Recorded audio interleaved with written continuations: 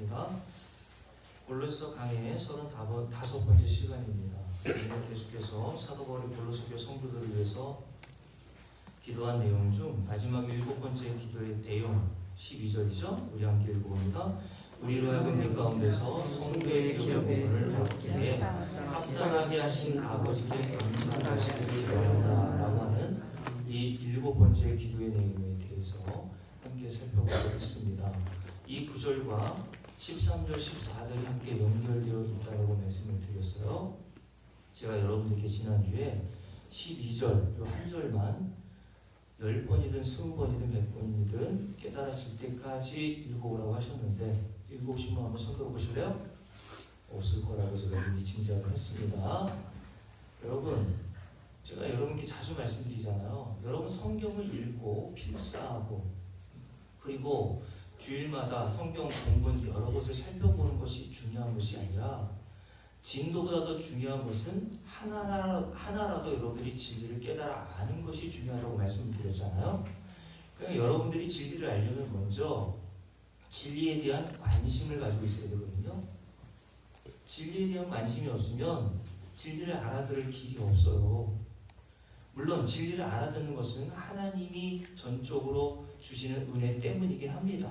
그런데 하나님께서 그 은혜를 주시는 자들에게는 진리에 대한 관심을 갖게 하신단 말이죠. 그래서 전도서 한번 찾아볼까요? 전도서에 보면 하나님께서 이런 말씀하시죠. 전도서 2장을 한번 보십시오. 자, 전도서 2장 잠언서입니다. 전도서로 보면 잠언서 2장입니다. 잠언 2장 1절부터 함께 읽습니다. 내 아들아 만일 나의 말을 받으며 나의 계명을 네게 간직하며 내 길을 지혜에 기울이며 내 마음을 명철에 두며 지식을 불러 구하며 명철을 얻으려고 소리를 높이며 은을 구하는 것 같이 그것을 구하며 무엇을요? 진리를 알기를 구하며 뭐를 하는 것처럼? 은을 구하는 것처럼. 그래서 은은 그냥 우리가 일상적으로 사용하는 돈이라고 보시면 되겠죠? 돈 싫어하는 분 한번 생각해 보세요.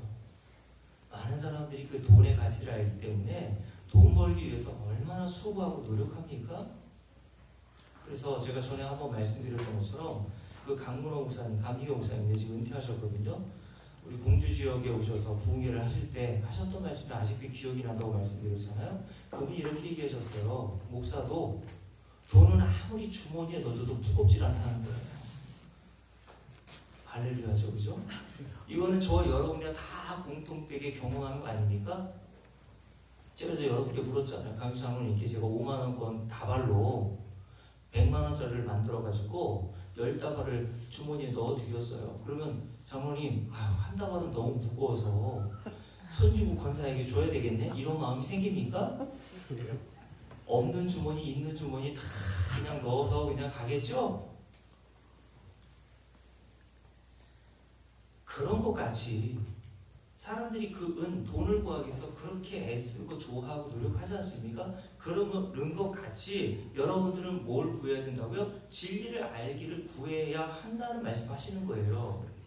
성도들, 하나님의 백성들에게는 반드시 이런 방식으로 우리를 진리를 알게 하신단 말이죠. 그래서 4절 말씀을 봅니다. 은을 구하는 것 같이 그것을 구하며 감춰진 보배를 찾는 것 같이 그것을 찾으면 여호와 경외하기를 깨달으며 하나님을 어떻게 한다고요? 알게 하시리니 대저 여호와는 지혜를 주시며 지식과 명철을 그 앞에서 내심이라고 말씀하셨어요.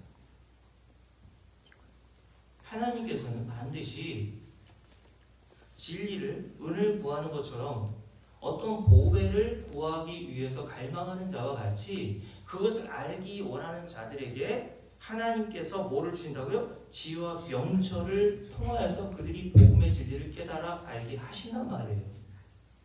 그래서 우리가 이것을 알기 위해서 열심히 하자는 것보다는 여러분들이 진짜 하나님으로부터 구원받은 백성, 진리를 조금이라도 알아듣게 되어가는 백성이라면, 하나님의 자녀라면 반드시 그 진리에 대해서 관심을 갖게 돼 있단 말이죠.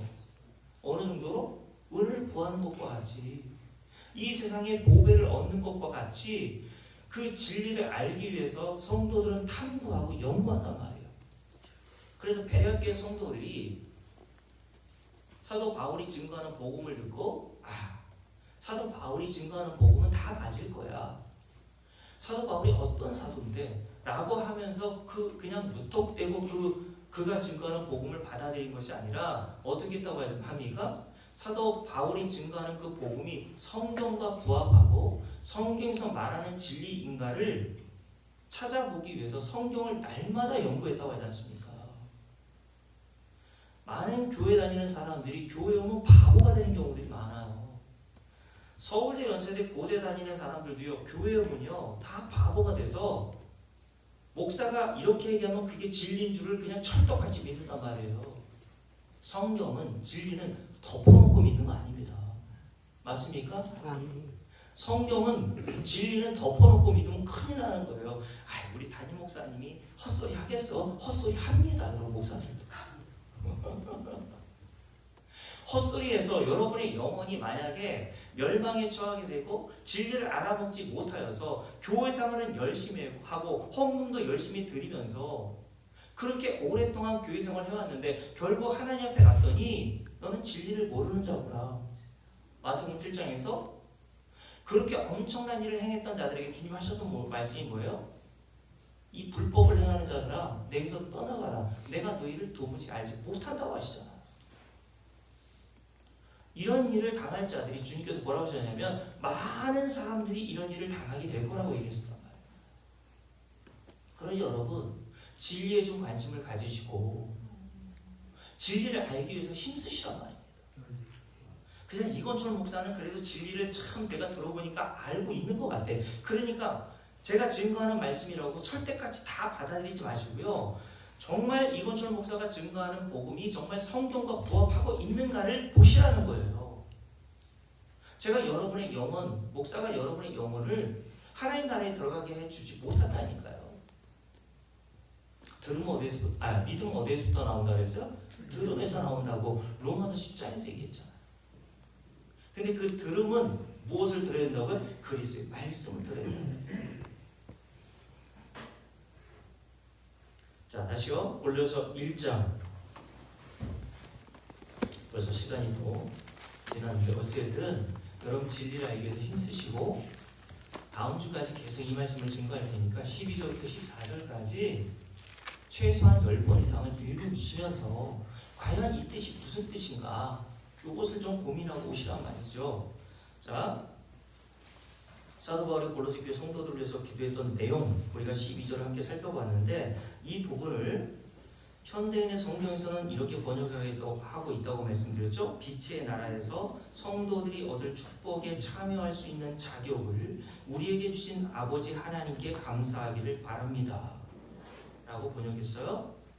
여러분 매우 중요한 부분이니까 다시 지난주의 말씀을 잠깐 여러분께 복습하면서 말씀을 드릴게요. 지난주에 말씀드린 것과 같이 사도 바울은 오늘 골로새 교회 성도들을 위해서 하나님께 기도한 것은 이들로 하여금 빛의 나라인 하나님의 나라에 들어가게 해주시고 하나님이 마련하여 두신 성도들이 얻을 기업의 부분, 이것을 다른 성경에서는 상속, 유산이라고 번역했다고 했죠. 그것을 받을 수 있는 자격과 합당한 자로 만들어 달라고 기도한 게 아니라고 했습니다. 사도 바울은 오늘 골로새 교회 성도들을 위해서 기도하면서 먼저 우리로 하여금 이렇게 이야기를 시작하고 있죠. 지난주에 말씀드린 것처럼 여기서 우리라고 하는 단어에는 1차적으로는 사도 바울 자신과 골로새 교회 성도, 모든 성도들이 포함되어 있다고 말씀을 드렸습니다. 그러나 좀 더 넓게 보자면 2차적으로는 과거 그리고 현재 그리고 미래에 우리와 같이 예수 그리스도를 믿는 모든 성도들을 의미한다고 말씀을 드렸잖아요. 그러니 여러분 지금 사도 바울이 골로새 교회 성도들을 위해 기도한 내용을 자세히 여러분들이 염두에 두고 본다면 이제 에바브라라는 인물에 의해서 7절에 나오죠. 1장 7절 에바브라라고 하는 인물에 의해서 복음을 듣고 거듭난 지 얼마 되지 않았음에도 불구하고 사도 바울은 골로새 교회 성도들을 이미 어떤 자들로 보고 있습니까? 다시 12절을 잘 읽어보시란 말이죠.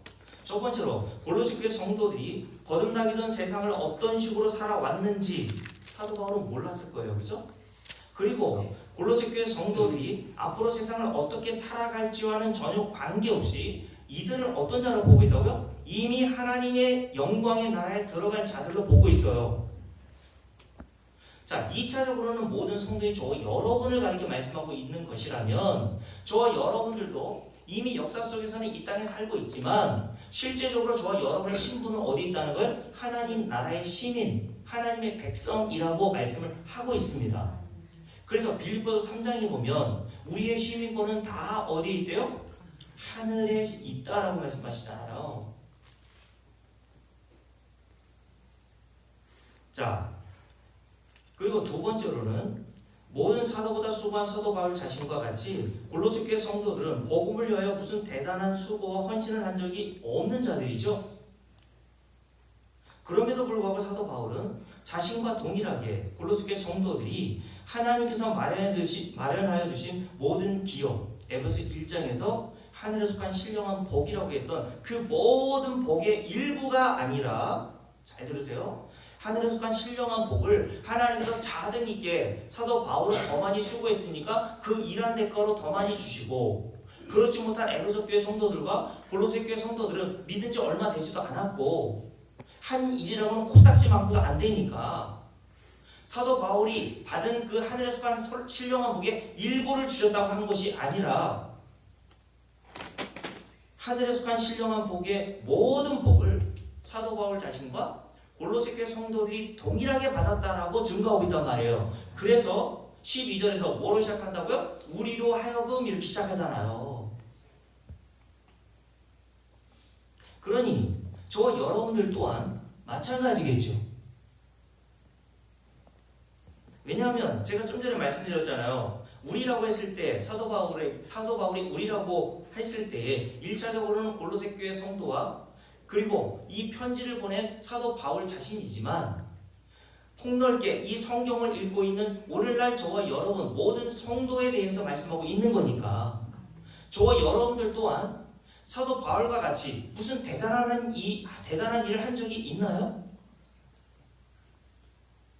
우리 간현우 장로님 수십 년 동안 교회 다니면서 장로까지 되셨는데 하나님을 위해서 무슨 대단한 일을 한 적이 있어요? 저처럼 뭐 교회 2번 건축하긴 했습니까? 없잖아요. 그죠? 뭔 대단한 하나님께 헌금했는데 뭐 100억, 1000억 뭐 한 적이 있어요? 여러분, 우리는 항상 인간의 생각으로 이 세상의 사상으로 인과응보의 사상을 갖고 내가 행한 대가로 하나님께로부터 상을 받을 거라고 생각하는데 착각이에요, 여러분. 그건 은혜가 아니라고 그랬잖아요. 하나님의 나라의 원리와 우리가 사는 이 세상 원리가 그래서 다른 겁니다. 그런데 우리가 이 세상에 살고 있기 때문에 이 세상의 원리에 찌들어 있어서 교회에 나와도 그게 맞는 얘기로 착각해요. 그래서 목사가 하는 말에 많은 사람들이 잘못 오해하고 속는 경우가 있는 겁니다. 그게 옳아 보이고 그게 정상적이고 자연스러워 보이거든요. 왜요? 우리가 사는 이 세상 원리가 그러니까. 그런데 하나님 나라의 원리는 그렇지 않다니까요. 제가 이 부분을 설교하면서 마태복음 20장에 기록되어 있는 포도원 품꾼과 연결하여 말씀을 드리려고 하고 있거든요. 집에 가셔서 숙제 안 하도 마태복음 20장에 기록되어 있는 포도원 품꾼의 비유를 한번 읽어보세요.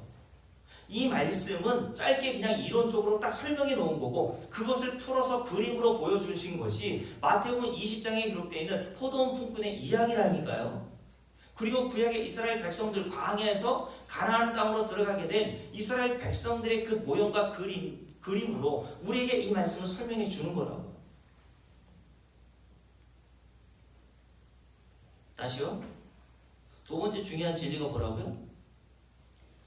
사도 바울은 골로새 교회 성도들을 아직 예수 믿은 지 얼마 안 됐으니까 하늘에서만 신령한 복, 하나님께서 마련하신 기업이라는 것을 너희들은 아직 받지 다 못했어. 그러니까 그것을 받기 위해서 열심히 노력하고 힘써야 돼. 그래야 얻을 수 있어 라고 말한 것이 아니라 너희들이 이미 하나님 나라에 들어간 하나님의 백성이요 시민이요 자녀일 뿐만 아니라 하나님이 너희들을 위해서 마련하신 모든 하늘에서 간 신령한 복을 이미 다 받은 자야 라고 말하고 있다는 거예요. 그래서 우리로 하여금 이런 단어가 이 12절에서 시작되고 있는 겁니다. 그러니 여러분들이 정말 하늘에서 신령한 복을 참으로 깨달아 안다면, 네? 여러분들이 성경에서 말씀하고 있는 성도들을 위하여 마련하신 하나님께서만 주실 수 있는 그 하늘의 기업, 하늘에 속한 신령한 복이 무엇인지를 알고 여러분들이 그 복을 받은 자로 여러분들이 진짜 깨닫게 된다면, 여러분들은 그 복을 주시고 그 기업을 내가 한 일의 대가로 준 것이 아니라 무상으로 은혜로 제공하신 그 하나님을 뭐 할 수밖에 없어요? 찬송할 수밖에 없어요.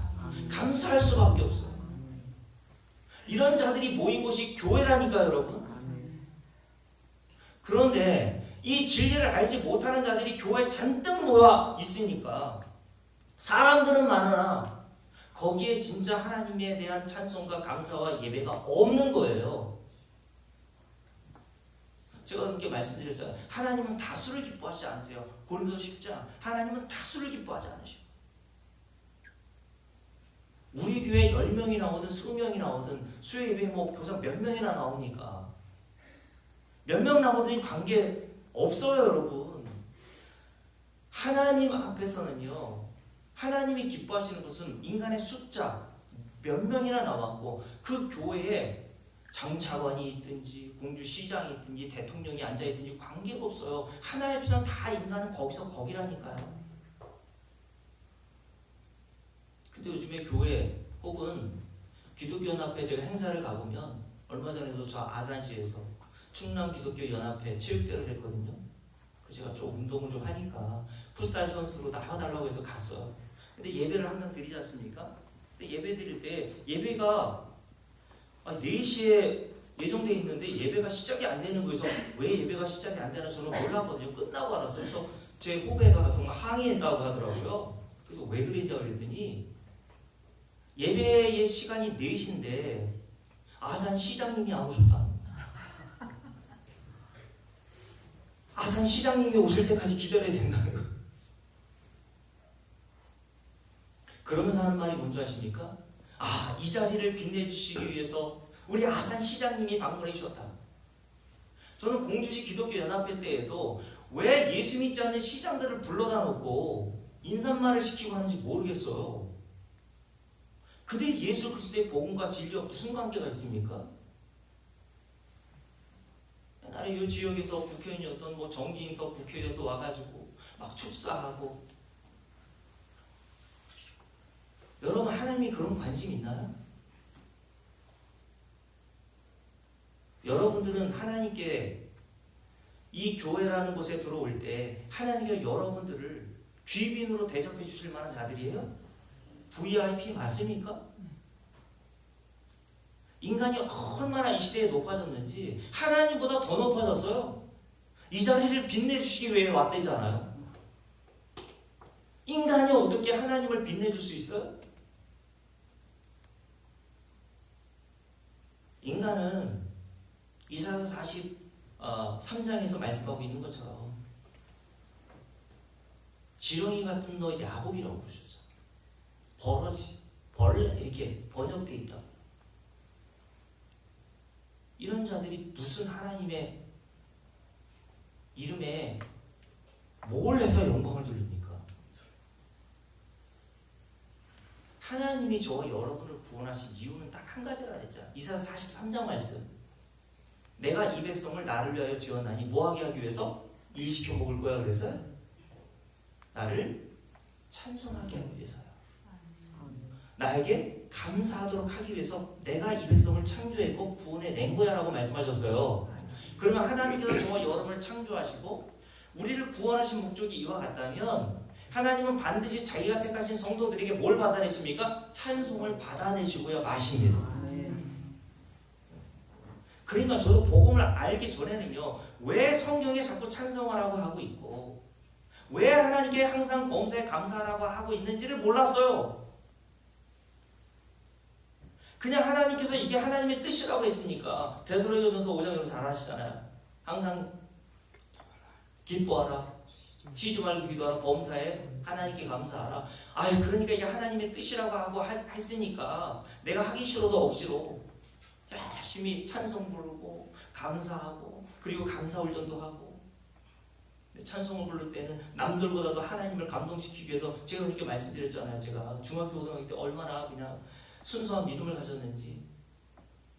제 또래 친구들하고 누님과 동생들을 모아놓고 그 겨울 집에서 교회까지 한 6km 정도 1시간 정도 걸어야 되거든요.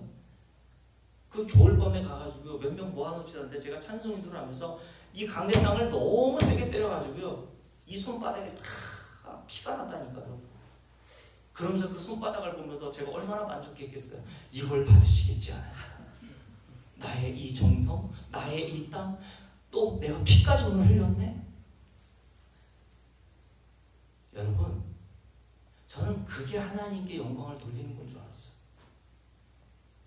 근데 제가 진짜 목사가 되었어도 이 진리를 모르고 있다가 우연한 기회에 책을 읽고 하나님의 복음을 깨닫게 되어서 왜 성경에서 우리에게 항상 기뻐하고 왜 사도 바울이 감옥에서 하늘에서 한 신령한 복에 대하여 찬송이 나왔는지가 이해가 되더라니까요.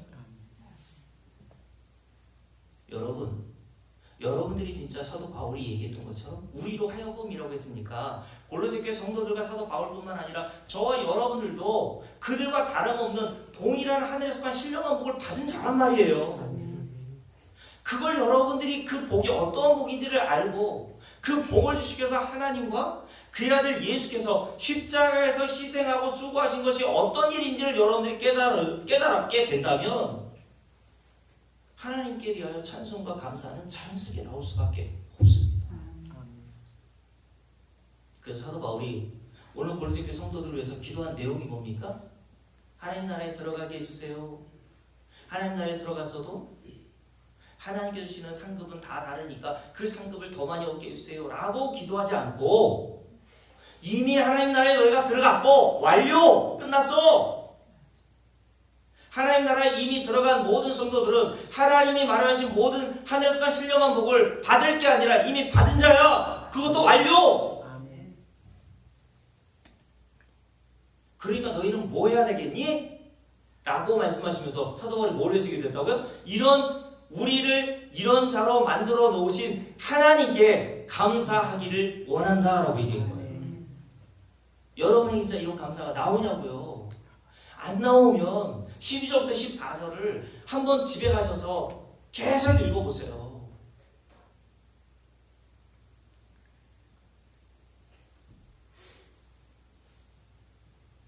그래서 여러분, 이것을 여러분들이 참으로 안다면 사도 바울의 이 7번째 기도의 내용을 통해서 우리가 뭘 깨닫습니까? 첫 번째로 어떤 사람이 하나님 나라에 들어가게 되는 것이나 하나님께서 마련해 주신 기업, 즉 하늘에서 간 신령한 복을 받게 되는 것은 인간이 어떤 수고와 노력과 땀의 보상으로 스스로 획득할 수 있는 게 아니라 오직 하나님의 은혜로 거저 주어져 받게 되는 것이라는 사실을 깨닫게 됩니다. 이것이 첫 번째로 사도 바울의 기도를 통해서 우리가 깨닫게 되는 진리라고 얘기했어요. 그래서 사도 바울은 자신에게 있어 대단해 보이는 여러 가지 은사와 그리고 자신이 소유한 것들을 자랑하고 그것을 소유하지 못한 자들에 대해서는 업신여긴다는 소식을 듣고 고린도 교회 성도들에게 쓴 편지인 고린도 4장 7절에서 이렇게 얘기했습니다. 누가 너를 남달리 구별하였느냐? 네게 있는 것 중에 받지 아니한 것이 무엇이냐? 네가 모든 것들을 다 받았은즉 어찌하여 받지 아니한 것처럼, 제가 그 뒤는 붙이는 거예요. 네가 노력하고 수고하고 그래서 그 대가로 마치 획득하여 얻은 것처럼, 마치 네가 받을 만한 자격이 있는 것처럼 남들에게 뻐기고 자랑하느냐라고 고린도 교회 성도들을 책망했습니다. 자, 두 번째 진리는 만약 이렇게 한 인간의 행위와는 관계없이, 왜요? 고린도 교회 성도들은 예수 믿은 지 얼마 안 된 상태인데 이미 하나님 나라에 들어가 자로 보았고 그리고 하나님께서 말해주신 모든 신령한 복을 받은 자로 봤잖아요. 그러니까 만약 이렇게 인간의 행위와는 관계없이 우리가 하나님 나라에 들어간 자가 되었고 하나님으로부터 이미 성도들에게 주시기 위해 하나님께서 마련해 두신 모든 기업을 이미 완벽하고 완전하게 다 받은 자가 되었다면 인간의 수고와 노력으로 여기에 무엇인가를 더 보태거나 추가하거나 더 얻을 것이 있습니까? 없어요. 하늘에서 간 신령한 복을 이미 완벽하고 완전하게 우리에게 다 주셔서 사도 바울이 다 얻었다고 하는데 우리가 거기에 무언가 노력하고 수고하고 땀 흘려서 보태거나 더 얻어낼 것이 있어요? 없어요.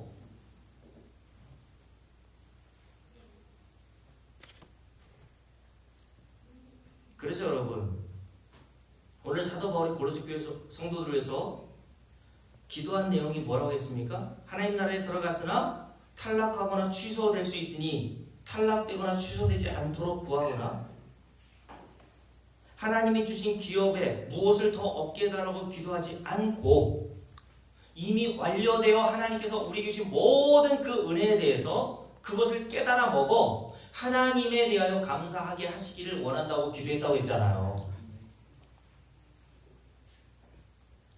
따라서 여러분, 우리가 참으로 이 복음의 진리를 깨달아 가면 깨달아 갈수록 과연 성도인 우리가 하나님께 할 일이란 무엇이 남아 있겠습니까? 찬송과 감사밖에 없어요. 맞습니까? 우리가 하나님께 할 수 있는 일은 딱 한 가지밖에 없다니까요. 찬송과 감사밖에 없어요. 그걸 알고 교회에서 헌신도 하고 뭘 하란 말입니다, 여러분.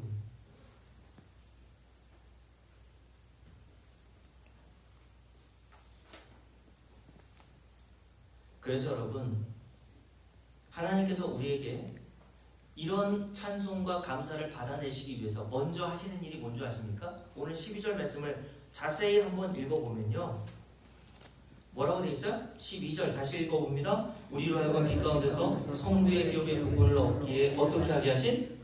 합당하게 하신 하나님 아버지께 감사하기를 원한다고 하셨잖아요. 그러니까 우리가 하나님 나라에 들어가거나 하나님이 마련하여 주신 기업을 받을 수 있는 자격과 합당한 자였다는 거예요? 아니었다는 거예요? 아니었다는 게 전제된다고 지난주에 말씀을 드렸잖아요. 우리가 그 복을 하나님 나라에 들어갈 수 있는 자격과 합당한 자였다면 왜 우리를 합당하게 하나님께서 만들어 놓으시려고 하셨겠어요? 그래서 하나님께서는 반드시 성도들인 저와 여러분, 택하신 자들의 그 입에서 찬송과 감사를 받아내시기 위해서 가장 먼저 하시는 일이 뭐라고요? 내가 하나님의 나라에 들어갈 어떠한 합당한 명분이 없는 자라는 사실을 먼저 깨닫게 하신단 말이에요.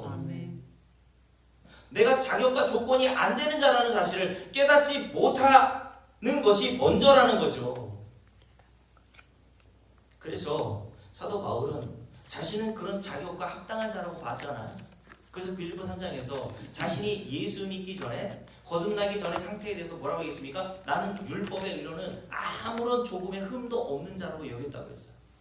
하나님 나라는 뭐가 있으면 안 돼요? 흠이 있으면 안 되거든요. 조금의 흠이 없어야 하나님 나라에 들어갈 수 있어요. 근데 사도 바울은 자기가 거듭나기 전에는 하나님이 주신 율법을 엄청난 자기의 노력과 수고로 완벽하고 완전히 지킨 자로 알고 나는 이렇게 내 수고와 노력으로 땀으로 하나님의 나라에 들어갈 자격과 명분과 합당한 자가 되었다는 사실을 그렇게 생각했단 말이에요. 그렇게 자기를 여겼습니다. 그런데 거듭나고 나서 사도 바울이 로마서 3장에서 뭐라고 했습니까? 제가 읽어드릴게요. 모든 사람이 죄를 범하였음에 하나님의 영광에 이릅니까? 이르지 못합니까? 이르지 못하더니.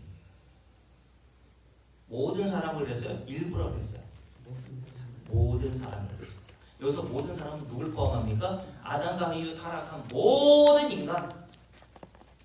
이 세상에서 윤리와 도덕적으로 성인 군자라는 대접을 받고 판단을 받았던 어떤 사람이라 할지라도 성경에 기록되어 있는 유대인들이 존경하는 모세, 아브라함, 다윗과 같은 인물이라 할지라도 여기 모든 사람이 다 포함되어 있다는 거예요. 이 모든 사람은 하나님의 영광이라고 하는 기준, 하나님이 요구하시는 그 수준에, 그 요건에 이를 만한 자가 있어요, 없어요? 없다.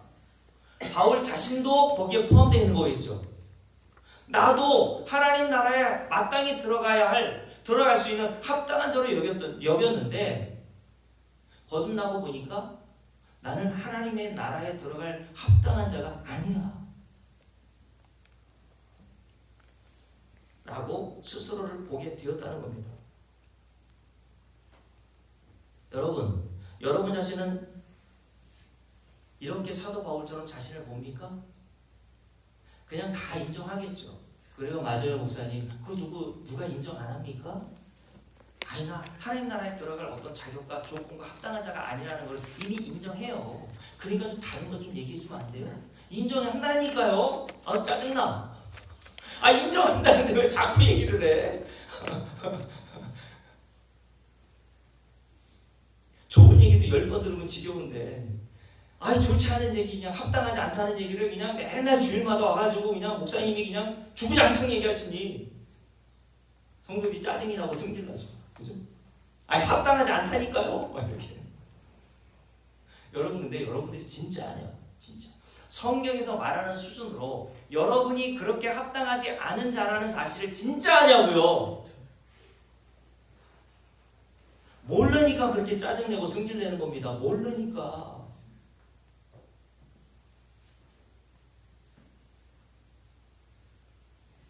여러분 왜 우리가 모든 인간이 하나님의 요구하는 수준, 영광의 기준에 아무도 미치지 못한다고 하는 것일까요? 우리가 지난주에 읽어보았던 다윗은 시편 5편, 시편 15편, 시편 24편을 한번 생각해 보세요. 지난주에 다 읽어봤으니까 오늘 시편 24편 말씀만 한번 잠깐 다시 한번 읽어보도록 합니다. 시편 24편 한번 볼게요. 시편 24편.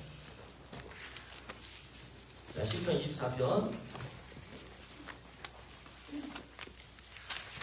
자, 하나님께서 하나님 나라에 들어갈 자격 요건에 대해서 이렇게 명확하게 규정해 놓으셨습니다. 요걸 통해서 우리가 뭘 깨달아 알아야 된다고 말씀하시는 거예요. 너는 하나님 나라에 들어갈 어떤 합당한 자가 아니고 자격과 조건이 안 된다는 것을 깨달아 먹으라고 주신 말씀이에요. 자, 24편 보셨죠? 함께 읽습니다. 3절부터 함께 읽습니다. 여호와의 산에 오를 자 누구며 그의 거룩한 곳에 설 자가 누구인가. 그냥 하나님 나라라고 보시면 돼요. 하나님 나라에 합당한 자가 누구냐.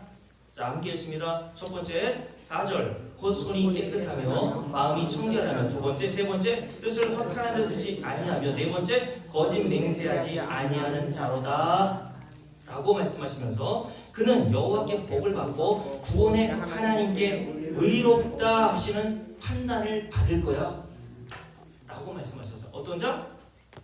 손이 깨끗하고 마음이 청결하며 뜻을 허탄에 두지 않고 거짓 맹세하지 않는 자, 요 자격 요건에 해당하고 하나님께로부터 합격이라고 하는 증서를 받아드는 자는 하나님께 복을 받고 하나님으로부터 너는 흠이 없는 자구나 라는 판단을 받아 하나님 나라에 들어가게 될 것이라는 사실을 말씀하고 있는 것이죠. 그러면 여러분 첫 번째 조건인 먼저 손이 깨끗하다라고 하는 것을 여러분 생각해 보세요. 여러분과 저의 손은 참으로 깨끗합니까?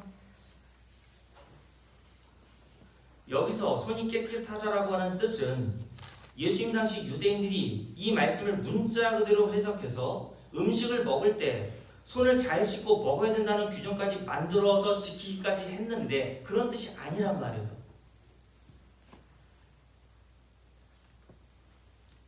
여러분과 제가 지금까지 우리 손으로 어떤 일을 해왔습니까? 고린도서 10장에서 사도 바울이 이렇게 얘기했죠. 너희는 무엇을 먹든지 무엇을 하든지 무엇을 위해서 하라고요? 다 하나님의 영광을 위해서 하라 라고 하셨어요. 그럼 여러분께 물을게요. 여러분들이 지금까지 손으로 한 일 중에 뭐가 그렇게 하나님께 영광이 될 만한 일을 해왔습니까? 여러분들이 지금까지 손으로 한 일 중에 과연 하나님이 보실 때 야, 네 손은 참 깨끗하고 내가 네 손을 보니까 네 손으로 행한 모든 일이 다 흠이 없어 라고 판단을 받을 만한 자가 과연 있나요? 여러분의 손으로 지금까지 뭘 해왔습니까? 진짜 하나님의 영광, 하나님 사랑, 이웃 사랑을 위해서 그렇게 섬기고 그렇게 하나님을 대접하는 일에 사용해 왔어요? 여러분 다 먹고 사는 일을 위해서 수고한 거 아닙니까? 아니에요? 죄송합니다. 저도 죄송합니다. 여러분의 손으로 그것만 했습니까? 여러분의 손가락으로 남을 지적하고 남을 정죄한 게 한 번도 없는 사람 한번 손 들어보세요.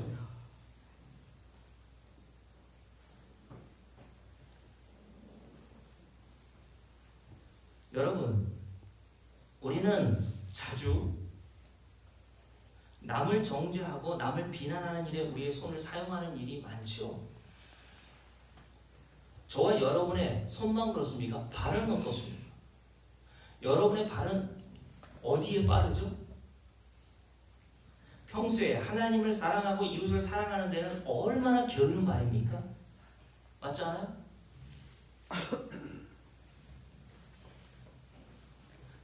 그런데 만약 우리 월성동 가까운 지역에 마트가 생겨서 개장하여 오는 사람들 중 선착순 100명에게 만원짜리, 요즘 귤이 또 많이 나오잖아요. 만원짜리 귤 한 박스를 선착순 100명에게 준다고 해요. 근데 그 100명에게 주는 날이 내일이에요.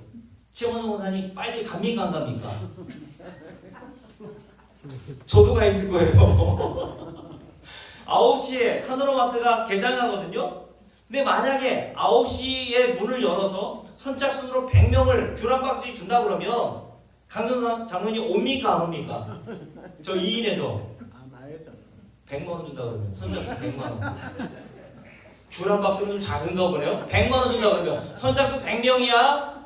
옵니까 안 옵니까 장로님? 그렇게 성인 문자에 안 와요? 세종에서는 옵니까 안 옵니까? 아니 귤 한 박스 받고 싶어 해서요. 사람들이 몰려들 거라니까요. 이금희 권사님은 제일 가까우니까 몇 시부터 가서 기다리시겠어요? 내가 저 이현 권사보다는 좀 혹시 100번째 못 들 수 있으니까 밥도 안 먹고 새벽 6시부터 거기 줄 서 있다니까요.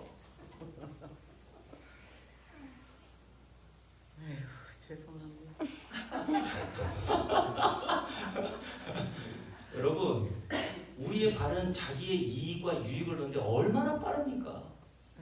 바가지 하나 마트에서 준다 그래봐요. 그거 하나 얻으려고 줄을 서 있다니까요. 교회 청소하라고 그러면 안 모이잖아요. 그죠? 여성교회인데 안 모이잖아요. 예전에 제가 은혜 받은 대로 하세요. 근데 여성교회 회장도 어떻게 할지 몰라가지고 오늘 여성교회 회원들 다 모여가지고 대청소 합시다 그랬더니 안 모여. 다들 바쁘대. 만약 선착순 100명도 안 되니까 청소하러 나온 사람 선착순 10명에게 100만 원씩 줄게요. 최원 선생 옵니까 안 옵니까? 전에는 그렇게 핑계가 많았는데 박근당 선생 옵니까 안 옵니까? 저거 봐요. 말도 못하잖아요. 자기 먹고 살기 위해서는 그냥 아파도 다 직장에 가잖아요. 여러분의 손과 발로 한 게 도대체 뭐가 있습니까? 없습니다. 하나도. 그렇게 웃으면서 얘기해야 돼요?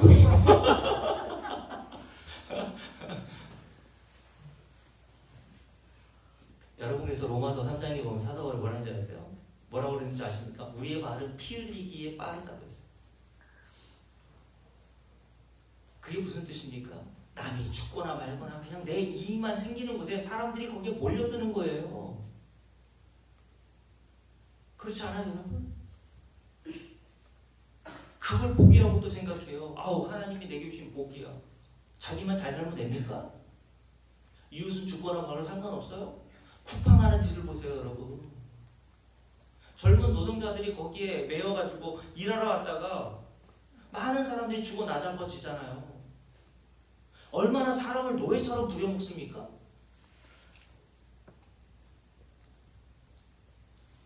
우리는 안 그래요,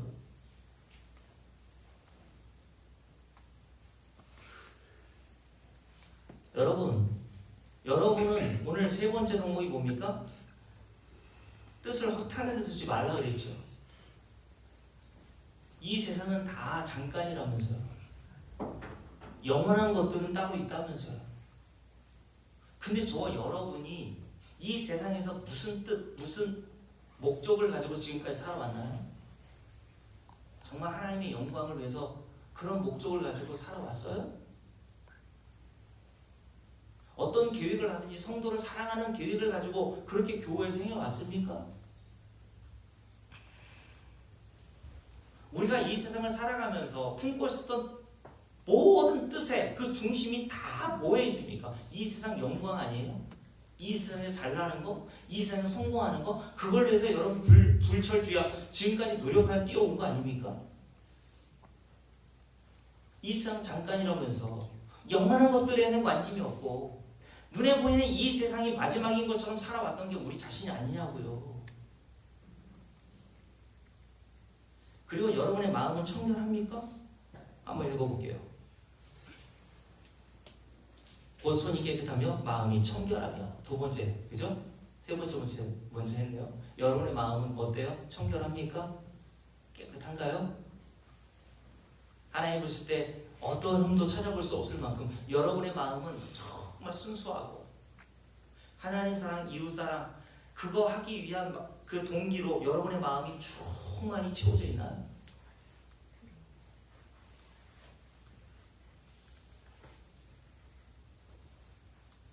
여러분 마태복음 5장에 보면 주님이 산상수훈에서 이런 말씀하셨죠.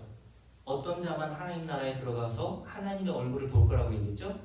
마음이 청결한 자만.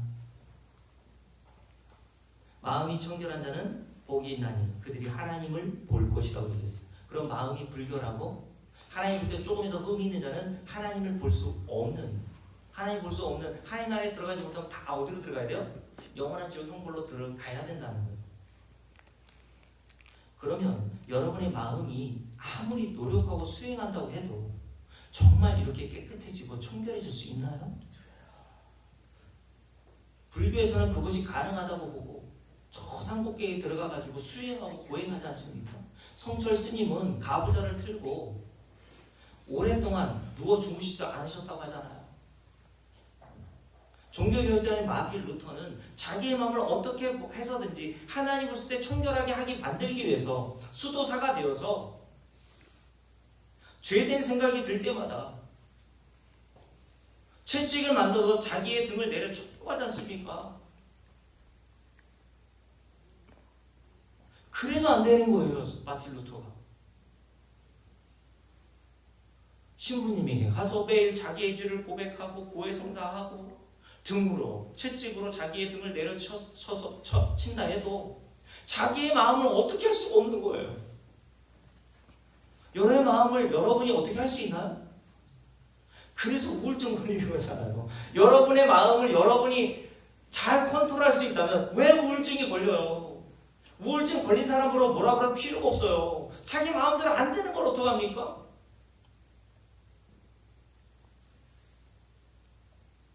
인간은 스스로 자기 마음을 청결하게 할 능력이 없다니까요. 목사인 저도 마찬가지예요. 그래서 마틴 루터가 그런 고뇌와 고통과 자기가 안 되는 모습을 보고 바라보면서 하나님을 증오했다고 하지 않습니까? 하나님 이거 어떻게 하라는 거예요 도대체? 아니 왜 할 수도 없는 일을 나에게 시켜요?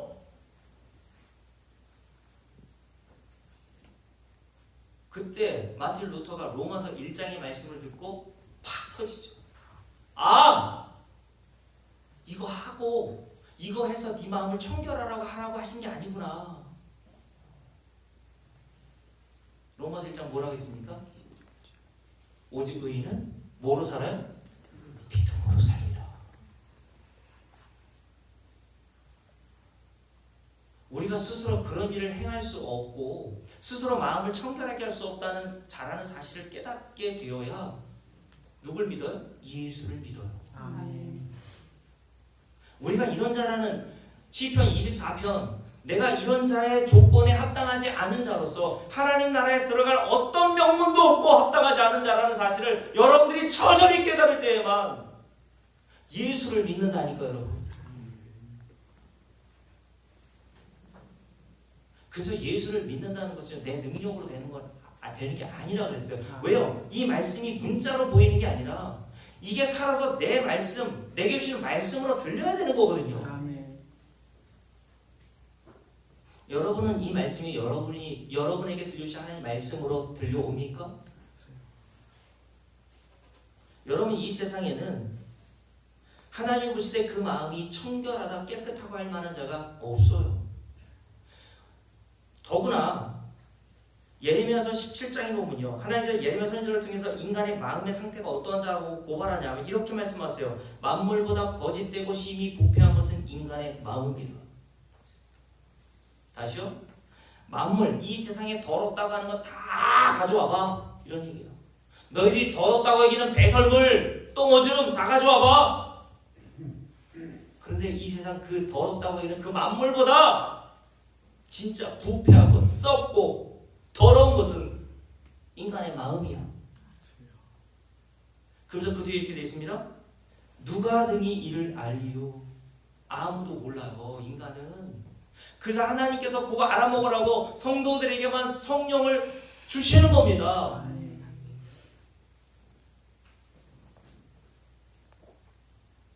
여러분, 이 부분 예레미야 17장 9절 말씀을 새 번역에서는 이렇게 번역했습니다. 만물보다 더 거짓되고 아주 썩은 것은 사람의 마음입니다.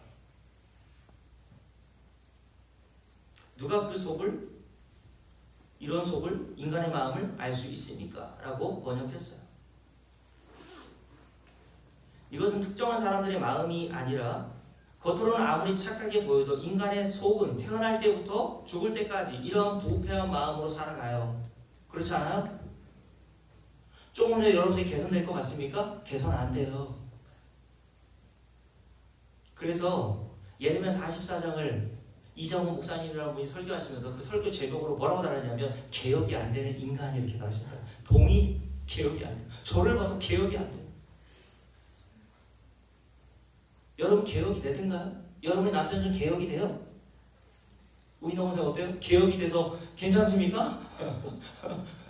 나이 먹으니까 좀 힘 빠져가지고 목소리도 좀 톤도 낮아지고 할 뿐이지 인간은 개혁이 안 돼요. 여러분, 그래서 우리 주님께서 마태복음 15장에 보면요, 이런 말씀하셨죠. 마태복음 15장 볼게요. 마태복음 15장. 자, 예레미야 17장에서 이렇게 말씀하시고 난 다음에 예수님께서 마태복음 15장에 보면 이것을 좀 더 풀어서 자세하게 설명해 주는 내용이 기록되어 있어요. 자,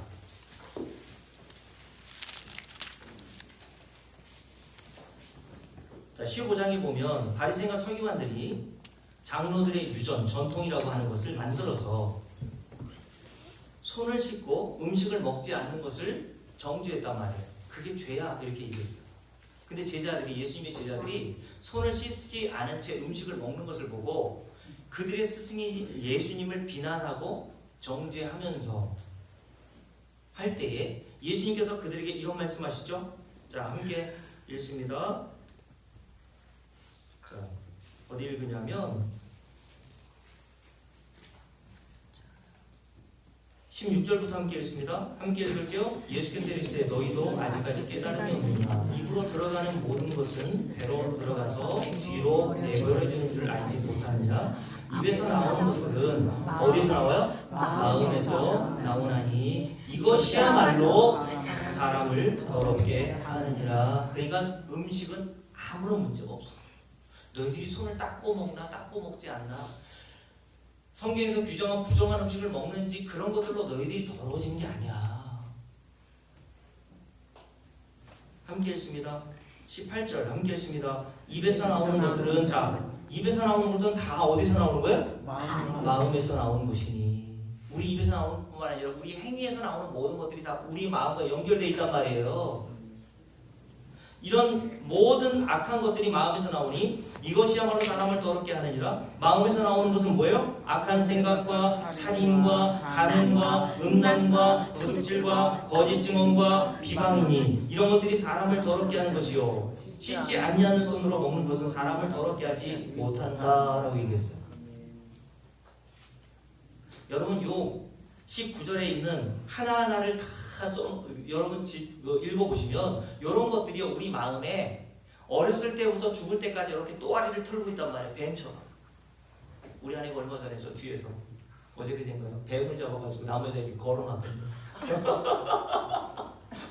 아 이제 시골 사람 다 됐어요. 옛날에는 그냥 조그만 벌레도 무서워가지고 깜짝 놀래더니 저한테 자랑하더라고요. 여보 뱀을 봤는데 뱀을 내가 잡았다고. 참 무서운 여자예요. 뱀을 이렇게 걸어놨대요. 여러분 뱀의 모양을 생각해보세요. 또아리를 탁 이렇게 들고 있다가 먹잇감이 나타나면 대가리를 딱 쳐들고 그 먹잇감을 사로잡아 먹죠. 여러분 우리 안에 이런 것들이요 또아리를 들고 있다가 그러다가 기회가 되면 우리 밖으로 나오는 겁니다. 없는 게 나오는 게 아니에요. 어떤 여자 목사님이 저한테 이런 얘기 하시더라고요. 목사님들이 나이 들면 참 이렇게 젊었을 때 하지 않은 일들을 그렇게 하신다고 참 사람이 변했다고 이렇게 얘기하시길래 제가 그 여자 목사님께 이렇게 얘기했어요. 목사님 그건 변한 게 아니라 원래 사람에게 있었던 건데 기회가 되니까 나온 거예요. 여러분에게 이런 모든 것들이 딱 또아리를 들고 있다가 손유일 권사님에게 돈이 100억이 떠다니잖아요. 100억 가지고 뭐 하겠습니까? 정말 하나님의 영광과 이웃을 사랑하고 섬기는데 사용할까요? 100억을?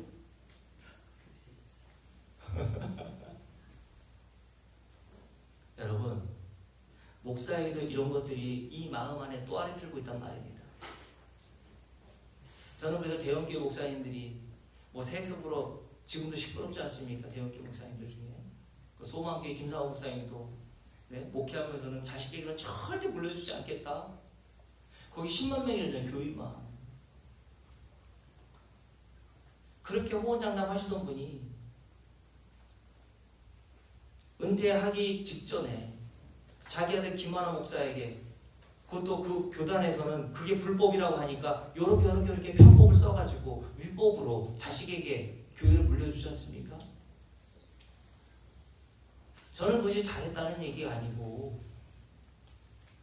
저는 그것이 잘못됐다고 이야기합니다. 근데 그 마음 안에 뭐가 있겠어요? 그렇게 자식들에게 물려준 게 정말 교회를 사랑하고 하나님의 영광을 위해서 하는 거예요? 전 두 가지가 있다고 말씀드려요. 첫 번째로 내가 그래도 이만큼 읽어놨는데 남 주기는 아까운 거죠. 그런 마음이 조금도 없었을까요?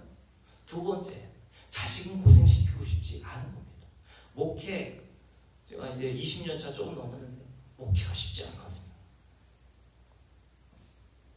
부모 마음은 다 자식들 고생시키고 싶은 마음이 없잖아요. 그 10만 명이나 되는 교회 담임 목사가 누릴 영광이 얼마나 대단합니까? 자기가 누려봤으니 얼마나 잘 알겠어요. 그러니까 내 아들도 그것을 누리게끔 하고 싶은 부모의 육신적인 욕심이, 욕망이 그 안에 있는 거죠. 근데 저는 이런 생각이 들더라고요. 내가 그 자리에 있으면 나는 괜찮았을까? 저도 장담할 수 없다고. 그래서 저는 다른 목사님께 이렇게 얘기했어요. 하나님께서 나를 그 자리에 앉혀주시지 않은 것에 감사하리라. 저는 김상호 목사님보다 더 나쁜 일을 했을 놈이에요. 보니까.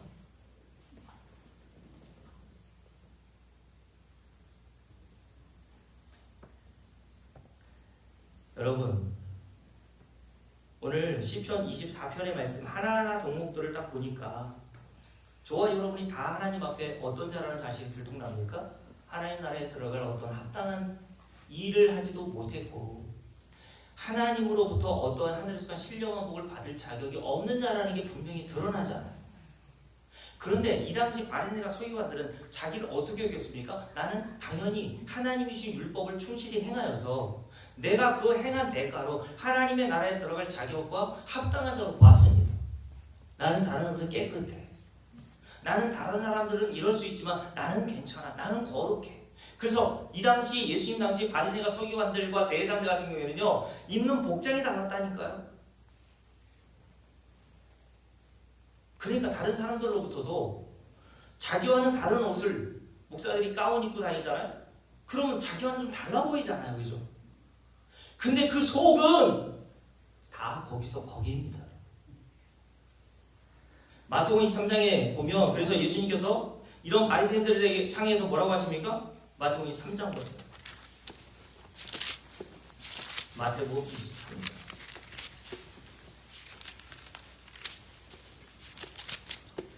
자, 이렇게 자기 자신을 다른 사람, 다른 유대인들보다 훨씬 더 거룩하고 깨끗하고 하나님 나라에 들어갈 합당한 자로 보았던 바리새인과 서기관들을 향해서 주님께서 그 속을 아시잖아요. 그죠?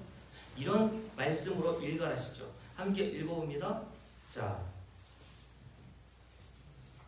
25절부터 함께 했습니다. 바 있을진저 외식하는 서기관들과 바리새인들이요 잔과 대접에고 등 깨끗이 하되 그 안에는 뭐가 있어요? 탐욕과 방탕으로 가득하게 하는도다. 여러분, 여기 여러분의 이름을 써놓으세요.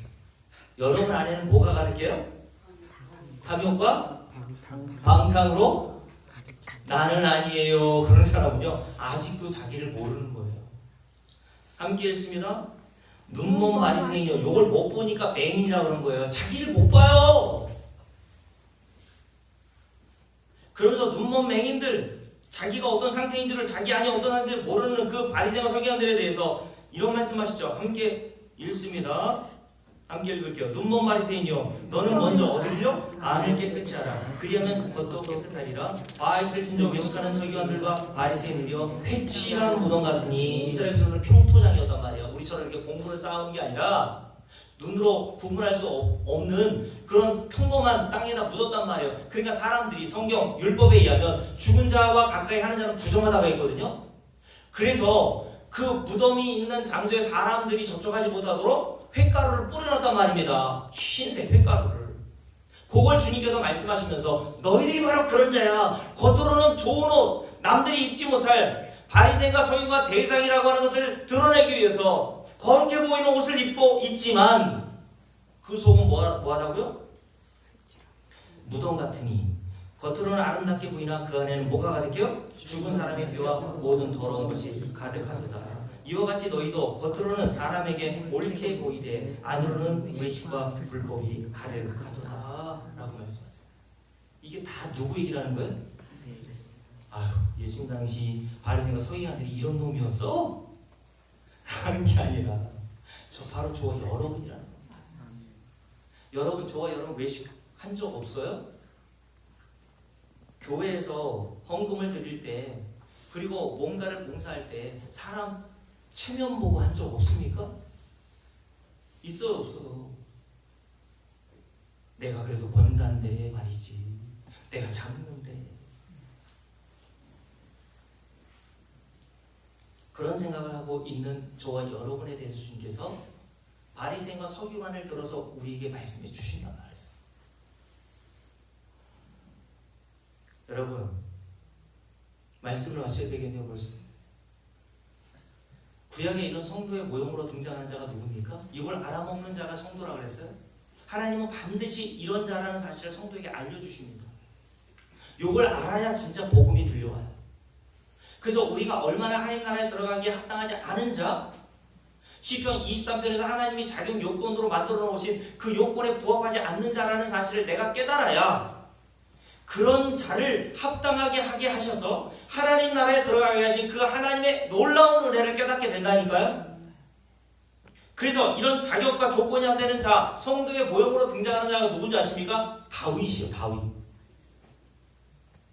사람들이, 특별히 유대인들은 아브라함, 모세, 그리고 다윗을 3대 성인 정도로 여길 정도로 굉장히 존경하는 인물 중에 한 사람이 바로 다윗이었습니다.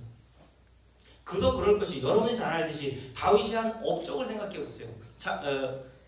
사무엘상 17장이죠. 이스라엘과 블레셋과의 전쟁이 일어났을 때 이스라엘 백성들이 블레셋 장수인 골리앗의 그 외형에 기겁을 해서, 왜냐하면 골리앗이 그 당시 거의 3m에 육박했거든요.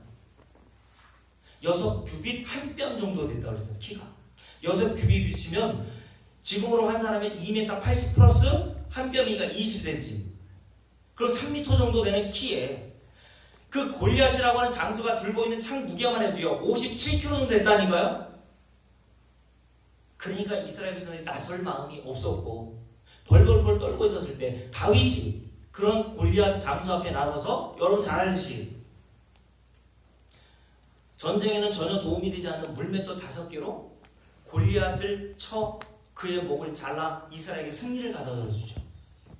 그래서 그런 다윗이 예루살렘으로 돌아올 때 여인들이 찬송하잖아요.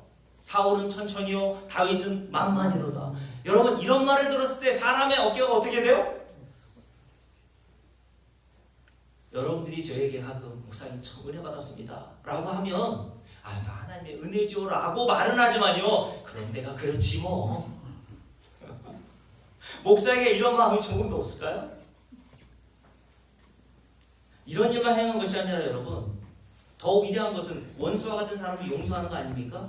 광야에서 자기를 죽이려고 쫓아다녔던 그 사울 왕을 죽일 기회가 2번이나 있는데 너그러운 마음으로 관대하게 그 사울 왕을 용서하고 보내주죠. 얼마나 대단한 일을 한 자입니까? 그래서 우리가 어렸을 때부터 이런 다윗의 일대기를 들으면서 이런 다윗을 본받읍시다. 사도행전 13장에 보면 하나님께서 다윗을 내 마음에 합한 자라고 했는데 바로 이런 일을 했기 때문에 하나님께서 다윗을 합한 자라고 보신 거예요 라고 배웠잖아요. 근데 여러분, 그렇게 자기와 그리고 주변 사람들로부터 당연히 하나님 나라에 들어갈 만한 합당한 자로 여기던 다윗이 어떤 죄를 범해요? 자기의 충성스러운 장군이었던 우리아의 아내 그 유명한 밧세바를 빼앗아 강간해버리죠. 그리고 자기의 죄를 감추기 위해서 그 남편인 우리아를 총살해하죠. 이때에도 사도가 아니죠. 다윗은 자기가 한 죄가 어느 정도로 큰지를 몰랐어요. 왜냐하면 이 고대 시대 때는요, 왕이라는 자리에서는 이런 일은 다 할 수 있는 일이었거든요. 더한 일도 했던 왕들이 많았어요. 근데 사무엘하 12장을 볼까요? 여기까지 하고 마쳐야 되겠네요. 사무엘하 12장에 보면요, 다윗은 성도의 모형이라고 했습니다. 자기가 얼마나 하나님 나라에 들어갈 합당한 자가 되지 못하는 자인지를 알지 못하는 다윗에게 누구를 보내준 줄 아세요? 나단 선지자를 보내세요. 나단 선지자. 하나님이 말씀을 보내시는 겁니다. 하나님이 택하신 자들에게는요, 반드시 복음의 말씀을 들려주세요. 그 복음의 말씀이 처음이 뭡니까? 자, 사무엘하 12장 피셨죠? 함께 읽어봅니다. 시간 속에 읽지 않고 제가 설명해 드릴게요. 나단 선지자 한 가지 예를 듭니다. 당신의 나라에 가난한 자하고 부자가 있는데 그 부자는 어마어마하게 부자예요. 소, 양 없는 게 없어요. 근데 같은 동네에 가난한 자가 사는데 그는 있는 것이란 하나도 없어요. 있는 것이라고는 자기가 딸처럼 여기는 암양 새끼 한 마리밖에 없어요. 근데 같은 동네에 사는 그 부자놈이 그 가난한 자가 딸처럼 여기면서 잘 때도 그 양하고 자고 먹을 때도 그 양하고 먹었던 그 암양 새끼 한 마리를 빼앗아서 자기에게 온 손님에게 대접합니다. 이 말을 들었을 때 다윗이 어떻게 합니까? 함께 읽어볼게요. 자, 함께 읽습니다. 이 말을 듣고 다윗이 이렇게 얘기하죠. 함께 읽습니다. 5절 말씀입니다. 다윗이 그 사람으로 말미암아 어떻게요? 노하여 나단에게 이르되 여호와의 살아계심을 두고 맹세하노니 이 일을 행한 그 사람은 어떤 자? 마땅히 죽을 자라. 이 부자 마땅히 죽어야 돼? 그러면서 이렇게 얘기하죠. 그가 불쌍히 여기지 아니하고 이런 일을 행하였으니 그 양새끼를 4배나 갚아줘야 하리라. 율법에 요 규정되어 있단 말이에요. 4배로 갚아라. 도둑질한 놈은 4배로 갚아줘야 돼. 근데 그 놈은 죽어야 돼. 어떻게 이렇게 천일공노한 일을 저지를 수 있어? 그 부자놈이. 그놈 불러와 라고 했더니 나단 선지자가 다윗 왕 앞에서 뭐라고 합니까? 함께 읽어봅니다. 7절. 나단이 다윗에게 이르되 줄을 막 바꿔놓으세요. 당신이 그 사람이라. 여러분의 이름을 써보세요. 강정순, 네가 바로 그 인간이야. 무슨 인간? 야, 부자는 암양 새끼 한 마리 뺏었을 뿐이야. 근데 다윗은 어떤 일을 했어요? 그래도 네가 그런 자를 마땅히 죽어야 될 자로 여기 그렇게 판단하고 판결했지. 너는 무슨 일을 했니? 너는 한 가정을 완전히 파탄냈잖아.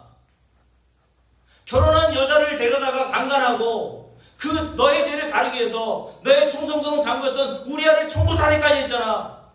그럼 너는 하나님 앞에서 어떤 자니? 너 어떤 자야? 네가 바로 하나님의 저주받아 영원한 멸망에 들어갈 자라고 말씀하신 거예요. 욕을 듣고 다윗이 어떻게 합니까? 이런 처죽일로 내가 왕인데 이씨. 그런 게 아니라 뭐라고 해요? 함께 읽어봅니다. 자, 다윗이 이 말을 듣고 어떻게 하죠? 13절인가요? 함께 읽습니다. 다윗이 나단에게 이르되 내가 여호와께 뭐를 했다고요? 죄를 범하였나이다. 무슨 죄? 마땅히 죽어야 돼. 하나님 나라에 들어갈 수 없는 그 죄를 범한 자입니다. 이게 성도의 모형이라고 했습니다. 이 말을 듣고 하나님께서 어떤 언약을 주십니까? 함께 읽어봅니다. 나단이 다윗에게 말하되 여호와께서 당신의 죄를 이미 다 사하셨나니 당신이 죽지 아니할 것입니다 라고 했어요. 죄를 지으면 그 죄의 싹스로 뭘 해야 돼요? 죽어야 되잖아요. 근데 죽지 않는다고 하는 복음이 증거된 거예요. 당신은 죽어 마땅한 죄를 졌지만 당신은 죽지 않습니다. 그래서 그 다음 내용이 뭡니까? 죄 없는 다윗이 낳은 아들이 죽어요. 그게 예수 그리스도의 십자가의 모형이라니까요. 저와 여러분이 살게 된 것은 다른 이유가 아니에요. 우리도 역시 이 세상에서 마땅히 죽어야 될 죄를 하나님 앞에 지옥으로 판결되어 지옥 형벌을 받아야 될 죄를 짓고 매일 살지만 하나님 우리에게 복음을 전해주신 겁니다. 너 죽지 않아. 너 죽지 않아. 너를 위해 희생당하신 예수 그리스도의 속량으로 말미암아. 골로새 1장 14절. 그리스도 예수의 은혜로 말미암아 너 죽지 않아. 아멘. 믿습니까 여러분? 아멘. 이게 복음이란 말입니다 여러분. 아멘. 여러분 찬송가 258장 볼게요. 찬송가 28장 우리 2절부터 부릅니다. 당신이 그 사람이라 라고 이야기했을 때 다윗 왕은요 왕이었음에도 불구하고 그 왕의 자리에서 내려와 하나님 앞에 무릎 꿇고 회개했습니다. 내가 바로 그 사람 맞습니다. 여러분 이런 자들이 성도, 이런 자들이 구원받은 자입니다. 이런 자들에게 하나님이 복음을 증거하시는 겁니다. 그래! 너 예수 그리스도의 십자가의 공로로 죽지 않아. 저 도적 회개하고서 저